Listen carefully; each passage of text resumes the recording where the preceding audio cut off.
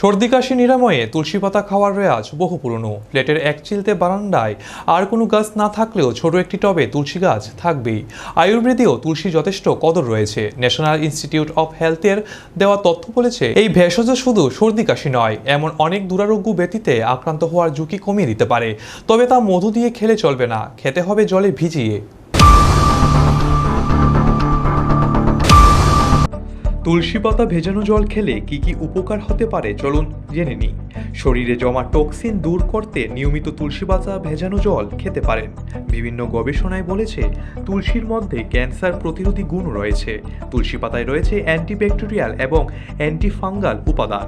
শরীরে সংক্রমণ সৃষ্টিকারী প্যাথোজেনের বিরুদ্ধে প্রতিরোধ শক্তি গড়ে তুলতে সাহায্য করে এই পানীয় জল। শারীরিক সমস্যার পাশাপাশি মানসিক চাপ ক্লান্তি কাটাতেও সাহায্য করে তুলসী পাতা ভেজানো পানীয়। স্নায়ুর উত্তেজনা প্রশমিত করে এবং মনকে শান্ত রাখে। বিভিন্ন গবেষণায় দেখা গিয়েছে, এই পানীয়টি অ্যান্টি ডিপ্রেশন হিসেবেও কাজ করে।